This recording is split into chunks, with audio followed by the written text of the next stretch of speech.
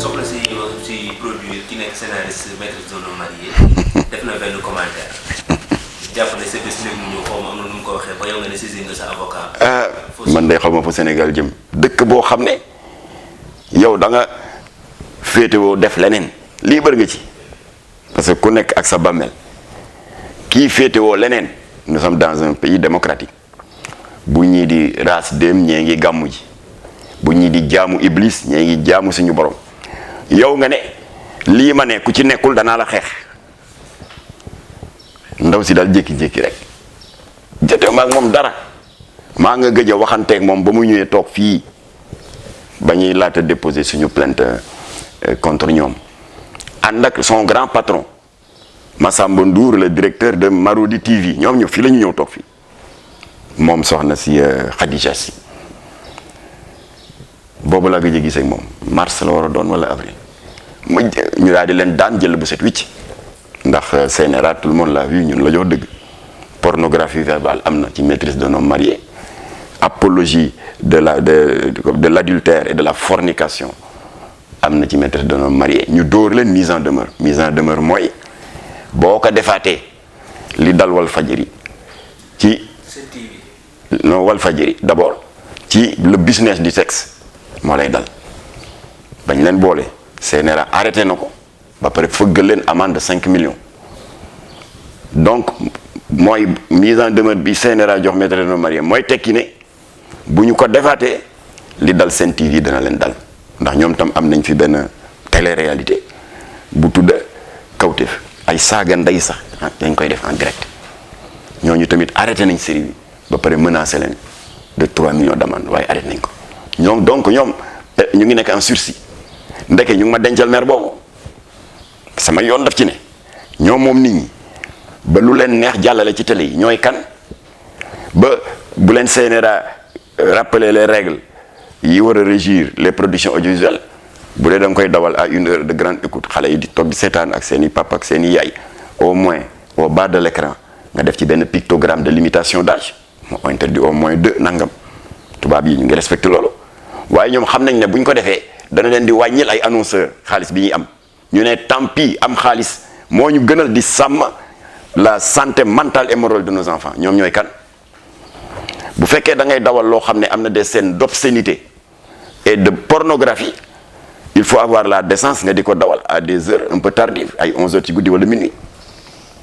mais comme que dafay wàññi seen recette parce que annonceur boo gis dafa bëgg production yi jàll à des heures de grande écoute nga xam ne toute la famille elle a di seetaan télé ñoom ñu ne ñoo lànk heure de grande écoute lañ koy dawalal ñoom ñooy kan CNRA nag dóor leen à l'amende dóor leen mise en demeure ils sont en mise en demeure en sursis waaw mu jóg barka démb rek jotee maag moom dara journal Le Soleil sous la plume de ton excellent confrère kii Diop Sidi Diop c'est le directeur de la rédaction qui est le journal gouvernemental mosuma gis Soleil defal ma une page entière un profil defe na bien écrit hein, parce que il a une très bonne plume Sidi Diop Oumy Régina Sambou bi nekkoon reporter à Sud FM daal di ko jël scanné ko page du Soleil boobu parlant de ma modeste personne génne ko ci page Facebook am moom Oumy Régina Sambou xastewul deful dara gaa ne saa waay a ngi de Soleil a ngi koy décrire de telle et telle manière Khadija si bu maîtresse d'un homme marié dem dugg ci page yu jàmbur daal di ma tëkku nag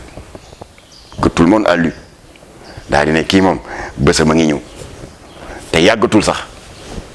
waaw dinaa dégg loolu ba noppi ma ne day kaf rek parce que am na ñu may naan da nga bari ay plaintes yooyu déposé ku ñu menacé sous prétexte que boo réagiré dañuy naan da nga bari plainte ma toog naan non c'est pas grave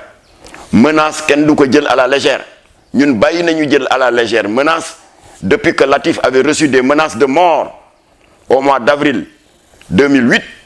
ñu am autorité yu ñu ko wax ñu ñuy kokkali ñu teg ci juróom-benni fan ñu rey Latif dans un mystérieux accident de la circulation il y avait 4 personnes dans le véhicule moom lañ ci ne cundung rey ko ñi ci des ils étaient intacts waaw ñu bëgg nag kii menacé ma toog naan wey bu ma porté plainte dinañ naan dama ëppal xanaa nag booy xasal ki menacé waaye nga bàyyi ki menacé menace yu leer dafa ne kii bësam dana ñëw te yàggatul booy xasal ki menacé waaye nga bàyyi kii menacé xas ka ñu menacé loolu lan ci alors donc voilà on a fait les captures d'écran mu nekk une preuve matérielle boo xam ne balaa brigade de cybercriminalité di saisir d'une affaire ñoom dañuy soxla preuve yooyu après ñu doog a xam lu ñuy def am na ku ma naan waaw est-ce que c'est pas un profil ma ne ko coow li lëmbee na dëkk bi journaux yëpp bind nañ ko su fekkee un faux profil lu tere jël téléphone am naan c'est pas moi elle ne l'a pas fait kii na dit mot consent voilà kon loolu daal mooy tontu bi ci sa question bi nga laaj